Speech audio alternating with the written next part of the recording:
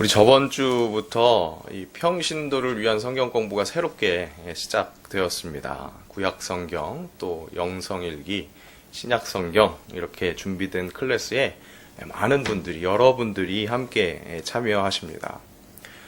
교회의 중심은 두말할 나위 없이 그리스도 예수이십니다. 그 예수님을 가르쳐주는 이 말씀이 교회의 중심에 있어야 함은 당연한 일이겠습니다. 그래서 이 성경 공부가 참 감사하고 또 이를 통해 이루실 이 하나님의 은혜를 더 기대하게 됩니다. 더불어 우리는 수요 예배 새로운 시리즈를 시작했는데요. 우리는 무엇을 믿는가 교리편으로 시작되었습니다. 그 시작으로요. 지난 2주간 우리는 성경을 믿습니다. 이 사실을 다시 한번 확인했습니다. 역시 성경이 우리 신앙생활의 핵심이라는 것 다시 한번 발견하게 됩니다. 이 바라기는 더 많은 우리 성도님들이 이 다양한 이 성경 공부에 함께 할 수 있기를 바랍니다. 정말 성경 공부는 해도 끝이 없는 것 같습니다. 준비하는 저도요. 새로 알게 되는 것이 많아서 다시 한번 부족함을 발견하게 되고 그래서 오히려 더 재미있고 또 약할 때 더욱 많은 것을 허락하시는 이 하나님의 은혜에 감사하게 됩니다. 이 은혜의 도가니로 온 교회가 초대될 수 있었으면 좋겠고요. 또 그래서 말씀으로 인해서 성령의 충만함, 성령의 역사로 뜨거워지기를 소망합니다. 이 신앙생활의 시작은요, 말씀을 읽는 것에서 시작되는 것입니다. 신앙생활이 바로 말씀을 중심 삼고 또 그 말씀대로 살아가는 일이라면 당연히 처음 만나게 되는 이 읽기가 중요할 수밖에 없습니다. 그런 의미에서 이 교회에서 진행되는 성경 공부는 사실 성도 개인이 이 성경을 읽을 수 있게 하는 그런 장치, 그런 도구, 그런 기회가 될 것입니다. 이 워낙 말씀과 친하지 않는 분들은요, 이런 기회를 통해서 한번 말씀을 펴보게 되죠. 그리고 또 이미 말씀과 친밀히 지내고 계시는 분들은 조금 더 깊이 있는 그런 말씀을 볼 수 있게 됩니다. 그런 점에서 이 성경 공부의 소중함이 있습니다. 결국 성도 개인의 성경 읽기가 중요하다는 그런 이야기입니다. 자, 그렇다면 이제 성도님들 개인이 혼자 새로운 마음으로 또 다시 한번 매일 했었지만 전에도 했다가 실패했지만 다시 한번 성경을 읽는다면 무엇부터 어떤 책부터 읽으면 좋을까요? 그렇게 물어보신다면 저는 마가복음을 추천하고 싶습니다. 이 성경의 중심이요 예수님이죠. 그 예수님의 이야기, 그분의 삶의 이야기, 또 그분이 우리에게 하신 이 귀한 일들을 먼저 보는 것이 이 예수님을 예고한 책이나 또 그분의 가르침에 대해서 가르쳐주고 교회의 문제들에 대해서 해결한 그런 것을 다룬 책들을 읽기 전에 바로 그것이 필요하지 않을까 그런 생각을 해봅니다. 아니나 다를까 이 마가복음은요. 어떤 말씀을 먼저 읽으면 좋을까 이렇게 성경을 뒤적이고 있는 사람들을 초대하듯이 오늘 우리가 읽은 본문 말씀으로 시작합니다. 다시 한번 읽어볼까요? 하나님의 아들 예수 그리스도의 복음의 시작이라.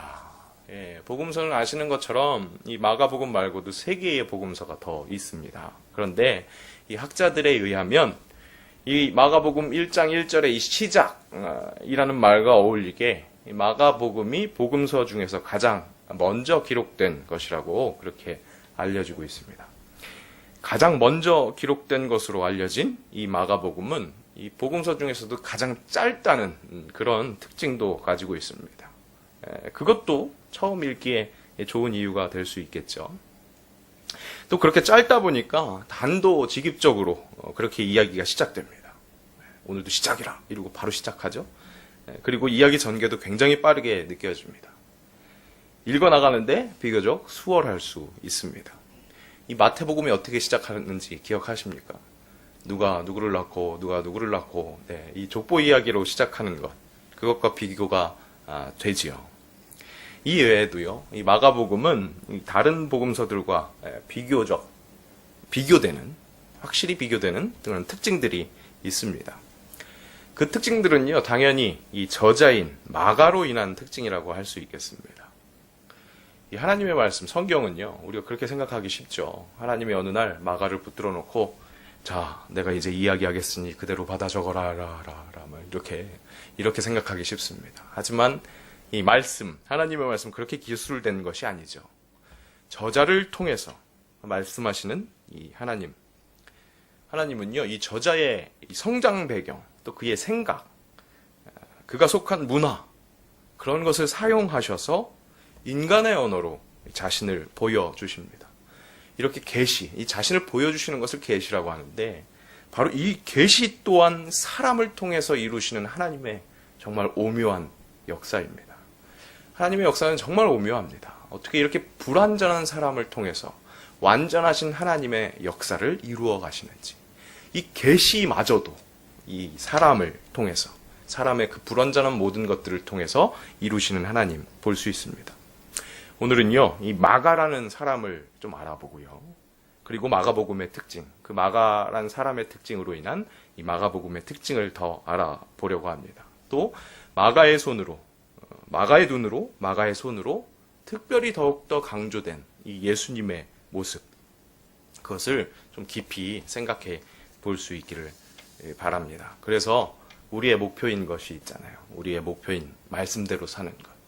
예수님 닮아 살겠다는 그런 다짐을 하는, 정말 말씀으로 그야말로 산 제사를 드리는 그런 수요 예배가 될 수 있기를 기대합니다. 더불어 오늘 이 말씀 시간이요, 결국 여러분들이 예수 그리스도를 닮아가는 그 삶의 첫 발자국 무엇이라고 그랬습니까? 말씀을 읽는 것이라고 그랬죠. 마가복음 읽기로 이어질 수 있었으면 좋겠습니다. 교회에서 하는 모든 것들이 여러분들 개개인의 성경 읽기를 위함이라고 했습니다. 오늘 돌아가셔서 오늘 마가복음을 전체적으로 아주 순식간에 훑어볼 텐데, 댁에 가셔서 이 마가복음, 마가를 통해 나타내시는 예수님 한번 볼 수 있었으면 좋겠습니다. 자, 말씀드린 것처럼 이 마가복음의 저자는 마가입니다. 이것은 2, 3세기, 2세기, 3세기 역사가들을 통해서도 증언되고 있습니다. 자, 그렇다면 이 마가는 어떤 사람이냐? 예수님의 이 12제자에 들어있는 사람은 아니었습니다. 다만 이 수제자였던 베드로와 깊은 연관이 있었던 것으로 보입니다. 한번 확인해 볼까요? 함께 읽습니다. 택하심을 함께 받은 바벨론에 있는 교회가 너희에게 문안하고 내 아들 마가도 그리하느니라. 베드로 전서 말씀입니다. 베드로의 편지죠.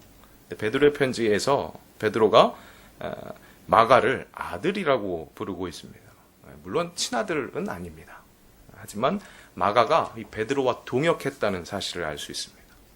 교회사에 나타난 자료에도요, 마가가 이 베드로의 번역자였다, 이렇게 증언하고 있습니다. 그러니까 마가는 이 12제자에 들지는 않았지만 이 베드로와 동역하면서 베드로의 설교를 듣고 또 베드로와 대화하면서 예수님에 대해서 잘 배웠다는 것이죠. 그렇기에 이 최초의 이 복음서 저자가 될 수 있었던 것입니다. 자, 그리고요, 그의 출신 성분 한번 알아보겠습니다. 요즘으로 말하면요, 금수저 정도 되는 것 같습니다. 황금수저까지는 아니더라도 금수저였던 것 같습니다. 이 성령 강림 사건이 일어났던 마가의 다락방, 기억하시죠? 그 장소를 이 사도행전에서 이렇게 소개하고 있습니다. 함께 읽겠습니다. 제자들이 감람원이라 하는 산으로부터 예루살렘에 돌아오니 이 산은 예루살렘에서 가까워 안식일에 알맞은 길이라. 들어가 그들이 유하는 다락방으로 올라가니. 이 다락방이 2장에서 또 나타납니다. 오순절 날이 이미 이름에 그들이 다 같이 한 곳에 모였더니. 그렇게 제자들이 수시로 한 곳에 모였었던 그 장소, 그 장소가 정확하게 어디인지 사도행전 12장에서 그것을 밝히고 있습니다. 마가라는 요한의 어머니 마리아의 집에 가니 여러 사람이 거기에 모여 기도하고 있더라. 이 사도행전 12장 말씀은 이 베드로가 감옥에 갇혔다가 풀려났을 때 그동안 기도하고 있었던 그 사람들이 바로 이곳에 있었다는 것이죠. 근데 바로 그렇게 수시로 모였었던 그 장소가 이 마가라 하는 요한의 어머니 마리아의 집이었다는 겁니다. 그런데 이 마가의 어머니 마리아의 집, 이 집이 있던 곳이 이 부촌이었습니다. 한번 보시면요. 아침에 안 지워놨네요. 보시면 예루살렘 도시를 그려놓은 것입니다. 여기에 성전이 보이죠. 성전이 있습니다. 그 성전을 중심으로 이 상부 도시, 위의 도시는 부자 동네였다고 그래요. 아래 도시는 가난한 동네. 그런데 바로 그곳에 이 상부 도시에 마가의 집이 위치했다는 것입니다. 부촌에 있는 꽤 넓은 집이었던 것 같아요. 그죠? 그러니까 그렇게 많은 사람들이 함께 모여서 성령을 체험하고 수시로 기도하지 않았을까 생각됩니다. 하여튼 이렇게 마가는 부잣집 아드님이었습니다.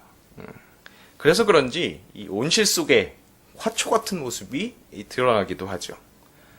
이방인 사도였던 바울이 바나바와 함께 1차 전도여행을 갑니다. 바로 그 전도여행에 이 마가가 동행합니다. 그런데 중간에 혼자 도망 나오는 것을 볼 수 있습니다. 함께 있습니다. 바울과 및 동행하는 사람들이 바보에서 배 타고 밤빌리아에 있는 버가에 이르니 요한은 그들에게서 떠나 예루살렘으로 돌아가고, 여기서 이야기하는 요한이 마가 요한, 아까 나왔었던 마가를 이야기하고 있습니다. 잘 보이실래요? 이게 좀 지도가 작네요. 이게 1차 여행, 선교 여행의 지도입니다. 보시면 안디옥에서 출발해서 이 구브로섬에 도착합니다. 여기까지는 이 마가의 친척집이 있었기 때문에 그렇게 낯설지 않고 동행하기 힘들지 않았었던 것 같습니다. 그런데 아까 사도행전 13장에 나타나는 것처럼 버가로 갑니다. 이게 버가입니다. 버가에 도착하고 나니까 이제 비시디아 안디옥, 이 갈라디아 지방으로 올라가야 하는데 이 올라가는 길이 굉장히 험난했다고 합니다. 그리고 도적대들이 자주 출몰했다고 합니다. 자, 그러니까 이 부잣집 아드님, 온실 속의 하처였던 마가가 도망갈 수밖에 없었겠죠. 이 마가의 돌출 행동이요, 이 불씨가 돼서 2차 전도 여행 때는 바울과 바나바가 헤어집니다. 마가 때문에 싸움이 일어난 거죠. 사람의 부족함 다시 한번 발견하게 됩니다. 여러분, 성경을 자세히 보면요, 이 하나님께 쓰임받는 거의 모든 사람들이 정말 약했다는 사실을 발견하게 됩니다. 로마서를 새로 공부하는데요, 로마서 공부를 시작하면서 바울에 대해서도 한 번 더 열심히 연구해 봤습니다. 그랬더니 바울은 우리가 잘 알고 있죠. 약할 때 강함 되신다고 그렇게 고백한 것이, 우리의 느낌상 정말 그 바울은 사실은 강하면서 겸손해서 그럴 것 같다, 그런 생각을 갖게 되는데요. 근데 정말 자세히 보면 정말 약했습니다. 괜히 하는 소리가 아니라 확실히 약한 사람이었습니다. 그런 사람도 하나님께서 사용하십니다. 우리에게 소망이죠. 그죠? 우리 모습이 아무리 약하고 보잘것 없다고 할지라도, 매일매일 사단에게 패하는 것 같은 삶을 살고 있다고 하더라도 하나님이 들어 쓰실 때 우리는 사용됩니다. 물론 교만함이 가장 큰 죄이기도 합니다. 그런데 지나친 패배의식 또한 배설물일 수 있습니다. 오히려 사단의 무기일 수 있습니다. 하나님은 그저 순종하는 질그릇을 사용하십니다. 우리 모두 한 사람 한 사람, 우리 한 사람 한 사람을 사용하실 그 하나님의 오묘한 역사를 기대할 수 있었으면 좋겠습니다. 자, 그렇게 이 부잣집 도련님이라는 이 마가의 출신 배경은요, 마가복음의 또 다른 특징, 직설적이라는 특징으로 드러납니다. 이 단도직입적이라는 표현을 제가 시작할 때 썼는데요, 이 그와 맥을 같이 하는 것처럼 보이는 거, 표현에 거침이 없습니다. 표현에 이 제자들에 대한 예의가 없습니다. 아까 베드로와 함께 동역했다고 했잖아요. 그러면 베드로의 제자였습니다. 그러니까 마가는 베드로의 제자였던 거죠. 마가에게 베드로는 선생님이었습니다. 베드로를 비롯한 모든 제자들, 예수님의 제자들, 초대교회의 선생님 역할을 하는 사람들이었습니다. 마가를 비롯한 초대교회의 선생님 역할을 하는 그런 제자들이었는데, 그런 제자들의 모습을, 그들의 부족함을 너무나 적나라하게 표현하고 있다는 겁니다. 그것이 이 다른 복음서와 확실히 비교됩니다. 이 풍랑이 일어서 제자들이 예수님께 살려달라고 그렇게 구조 요청하는 장면이 있죠. 먼저 마태복음부터 볼까요? 함께 읽습니다. 그 제자들이 나와 깨우며 이르되 주여 구원하소서 우리가 죽겠나이다. 그래도 격식이 있게 요청하는 것 같습니다. 그렇죠? 주여 구원하소서 우리가 죽겠나이다. 그렇게 요청합니다. 그런데 마가는 어떻게 표현했는지 한번 확인해 봅시다. 제자들이 깨우며 이르되 선생님이여 우리가 죽게 된 것을 돌보지 아니하시나이까. 거의 협박조입니다. 그죠? 따지고 있습니다. 자, 이런 모습을 보시고 예수님께서 하신 말씀도 마태복음은 이 제자들의 체면을 조금 세워주는 것 같지만 마가는 가차가 없습니다. 마태복음입니다. 예수께서 이르시되 어찌하여 무서워하느냐 믿음이 작은 자들아. 믿음이 있긴 있지만 너희 믿음이 작구나. 왜 무서워하느냐. 그렇게 이야기하시죠. 그런데 마가복음에서는 어찌하여 이렇게 무서워하느냐. 너희가 어찌 믿음이 없느냐 하시니. 아예 믿음이 없다고. 그렇게 이야기합니다. 자, 이런 세상 두려울 것 없는 마가의 부잣집 도련님으로서의 이 거침없는 표현은요. 제자들뿐 아니라 예수님에게도 적용됩니다. 예수님이 세례를 받으시죠. 그리고 광야로 나아가십니다. 시험 받기 위해서 광야로 나아가십니다. 그 장면에서도 마태는 성령에게 이끌려라고 그렇게 표현합니다. 누가는 조금 더 예의 있게 성령에게 이끌리시며 이렇게 표현합니다. 그런데 마가는 성령이 곧 예수를 광야로 몰아내신지라 이렇게 표현합니다. 표현이 참 날 것처럼 느껴집니다. 정말 날 것. 무엇인가 보이는 그대로 표현하는 것 같아서 예수님, 제자들, 그리고 일어나는 사건들에 읽는 사람으로 하여금 조금 더 가까이 가게 하는 것 같은 그런 느낌을 줍니다. 사실 나쁜 말로 하면 이 버릇없는 아이를 만든 것 같은 이 마가의 성장 배경이 오히려 마가복음의 이 생생한 매력으로 느껴질 수 있는 것이죠. 이 마가의 단도직입적인 서술은 그의 성격이 드러나는데 그 선생님이라고 할 수 있는 베드로와 그 성격이 닮았다고 생각하게 됩니다. 즉각적인 반응, 그렇게 즉각적으로 반응하는 기질이라고 할까요? 곧 또는 즉각이라는 뜻의 이 헬라어 유두스가 42회나 사용되었습니다. 마가복음에서는요. 이렇게 사건 전개가 빠른 점은 순종하는 이들의 순종하는 이들의 순종이 곧 바로 즉각이었다는 점을 부각해 주는 것 같습니다. 한글 성경을 읽을 때는 사실 그것을 캐치해내지 못했는데 저도 영어 공부 좀 하겠다고 마가복음을 영어로 한번 읽어보니까 at once, 다른 이제 단어들 잘 모르잖아요. 다 모르는 상황이니까 같은 단어가 반복되니까 그게 눈에 띄더라고요. at once, 자주 나오는 것을 보고 캐치할 수 있었습니다. 그리고 그렇게 자주 나타난 at once의 하이라이트는 예수님께서 이 제자들을 부르셨을 때, 그때였던 것 같습니다. 예수님께서 부르십니다. 나를 따라오라. 내가 너희로 사람을 낚는 어부가 되게 하리라. 그렇게 말씀하십니다. 그랬더니 이렇게 이야기합니다. 우리 좀 있는 것처럼 영어로 한번 읽어보겠습니다. At once they left their nets and followed him. 그들의 생업, 그물을 던져버리고 바로 따라갑니다. 곧바로. 여러분, 이것이 쉬웠을까요?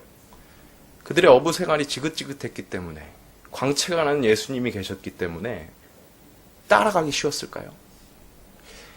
사람은 익숙한 것에서 벗어나기 쉽지 않습니다. 그리고 낯선 것을 따라가기는 더욱더 어렵습니다. 하지만 믿음이라는 그 상황 속에서 이 순종은 곧바로 드러나는 것을 보게 됩니다. 신앙에는요, 분명히 심사숙고해야 할 시기가 필요합니다. 그런데 순종, 하나님의 말씀에 순종하는 것은 즉각, 곧 at once가 필요한 듯합니다. 마가복음에서 이 즉각적인 순종, 이것에 더 집중할 수 있는 이유는요, 마가복음이 바로 종 되신 예수 그리스도를 강조했기 때문입니다. 이 4개의 복음서가 다양하게 예수님을 바라보면서 강조점이 다양하게 드러납니다. 보시면요, 마태복음은 왕이신 예수님을 강조합니다. 누가복음은 인간으로 오신 예수님을 강조합니다. 요한복음은 하나님의 아들이신 예수님을 강조합니다. 근데 그 중에서 마가복음은 이 종으로 오신 예수님, 하나님의 말씀에 즉각적으로 순종하는 종으로 오신 예수님을 강조하고 있습니다. 이 다른 복음서에서도 나오는 말씀이지만 바로 이 말씀이 이 종으로 섬기시는 예수 그리스도를 드러내기에 마가복음에서 굉장히 중요한 말씀입니다. 함께 읽습니다. 너희 중에 누구든지 으뜸이 되고자 하는 자는 모든 사람의 종이 되어야 하리라. 인자가 온 것은 섬김을 받으려 함이 아니라 도리어 섬기려 하고 자기 목숨을 많은 사람의 대속물로 주려 함이라. 이 땅에 오신 것이 바로 섬기려 오셨습니다. 이 사랑이신 하나님께서 하나님과 인간관계를 회복시키시는데 사용하신 방법이 확실한 사랑의 모습을 보여주시는 그런 방법이었습니다. 그 사랑의 모습을 보여주시는 그 첫 발자국은 종이 되어서, 하나님 스스로 종이 되어서 순종하는 것에서 시작되었고, 그 종된 순종이 섬기는 모습으로 드러났습니다. 교회가 약해지고 있습니다. 그래서 걱정이 많습니다. 그런데 진짜 걱정해야 할 것은 오히려 그간 교회가 강해짐 속에서 진정한 섬김의 모습을 잃었다는 것을 걱정해야 합니다. 그런 의미에서 교회의 약해짐은 위기가 아니라 기회일 수 있습니다. 낮은 자세로 섬길 수 있기 때문에, 진짜 낮은 척 하는 게 아니라 낮은 자세로 섬길 수 있기 때문에 기회입니다. 예수님은 낮은 척 하신 것이 아니라 하나님의 아들이 확실히 인간으로 낮아지셔서 섬기셨습니다. 그렇게 종이 되셨습니다. 한국교회의 부흥 역사는 세계교회가 부러워할 만한 역사입니다. 한국이라는 국가의 성장을 이끈 한국교회 부흥 역사입니다.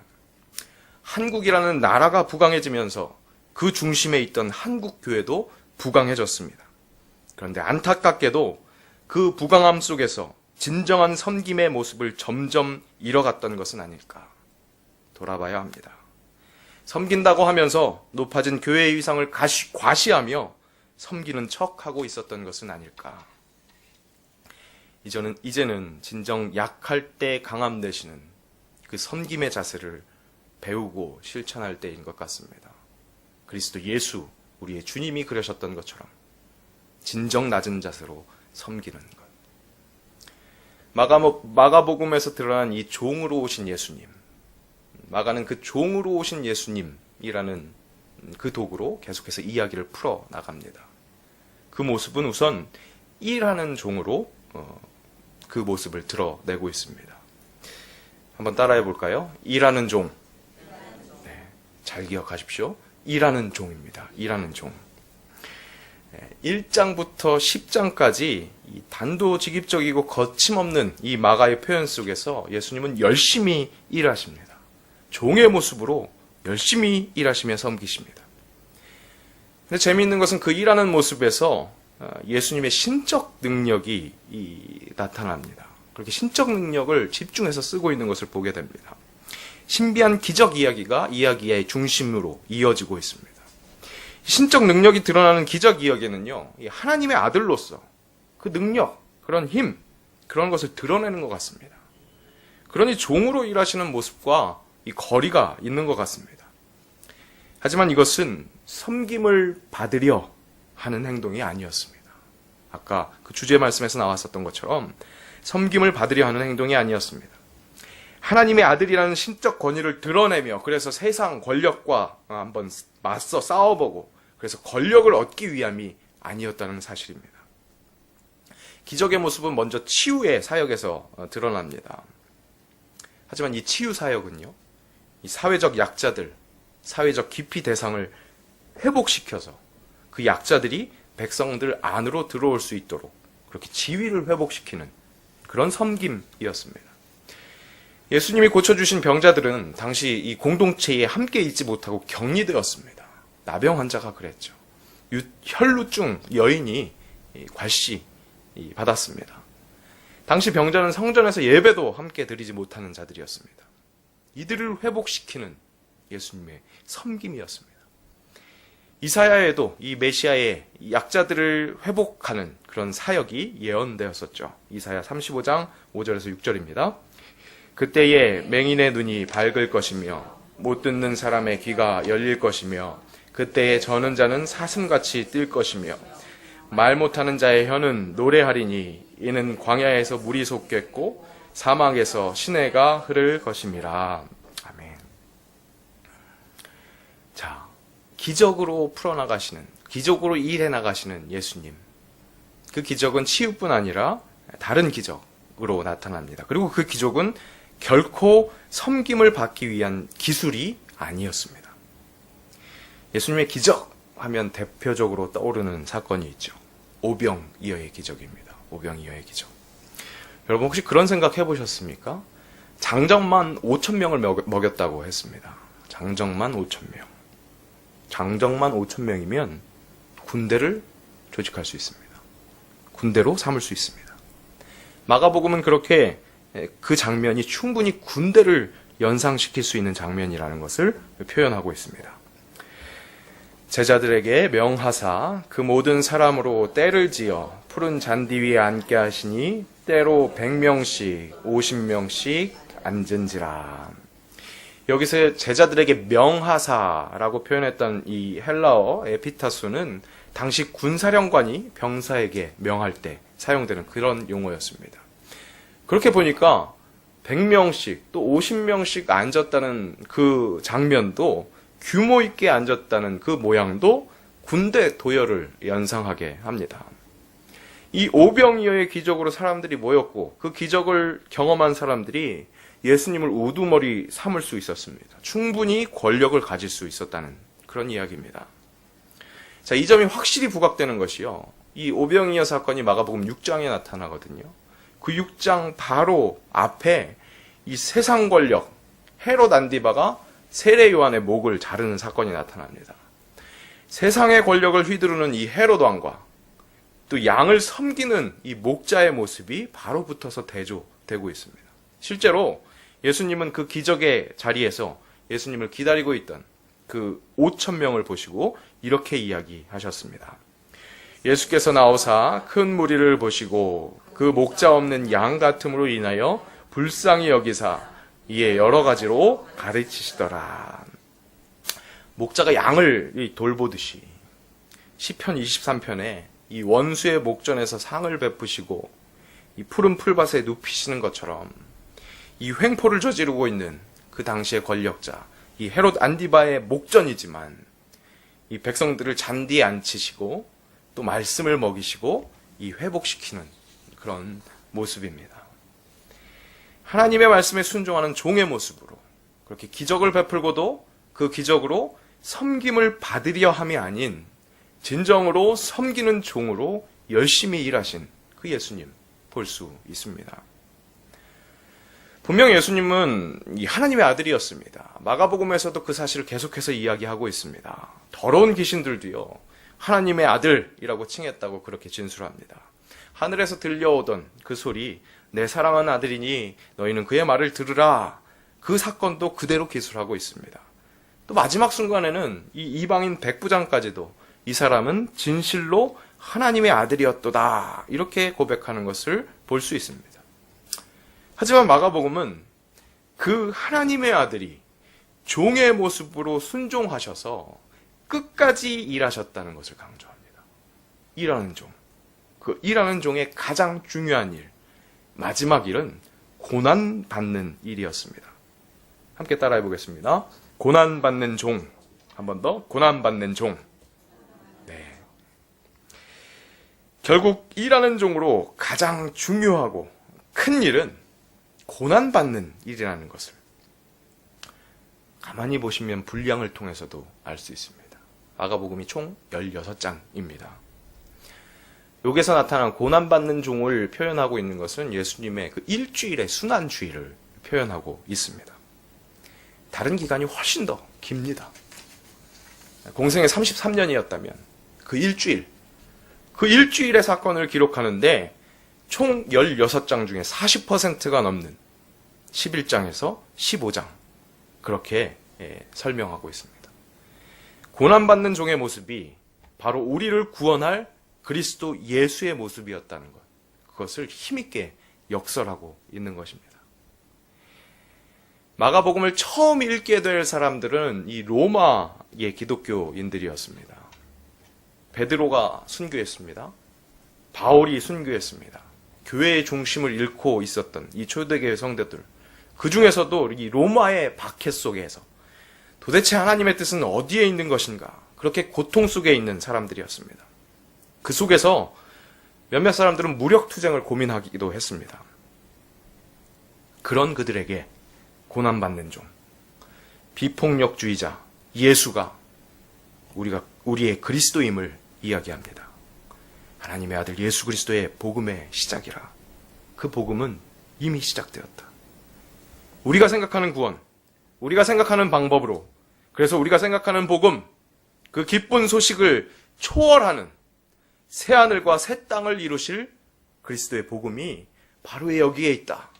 그렇게 가르쳐 줍니다. 자신의 순환을 3번이나 예고하신 이 성자 하나님 예수 그리스도, 그분이 고난의 종이 되었을 때 진정한 우리의 구원자가 되셨다. 그렇게 강하게 이야기합니다. 이미 우리의 고난을 선행하신 그리스도 예수를 따라가는 것이, 그것이 복음대로 사는 것이고, 그 고난의 종 예수 그리스도 안에 구원의 소망이 있다고 그렇게 가르쳐 줍니다. 사랑하는 성도 여러분, 고난 중에 있으십니까? 이미 그 고난은 이 고난의 종 예수 그리스도가 선행하셨습니다. 우리의 복음이신 예수 그리스도가 그 고난을 선행하시고 우리가 그 고난에 동참할 때 우리가 얻게 될 영광이 있다고 그렇게 가르쳐 주십니다. 사도 바울을 통해서 그 고난에 동참, 그러므로 얻게 될 영광 가르쳐 주십니다.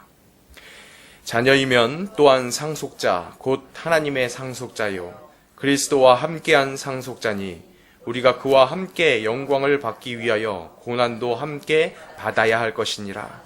생각하건대 현재의 고난은 장차 우리에게 나타날 영광과 비교할 수 없도다. 아멘.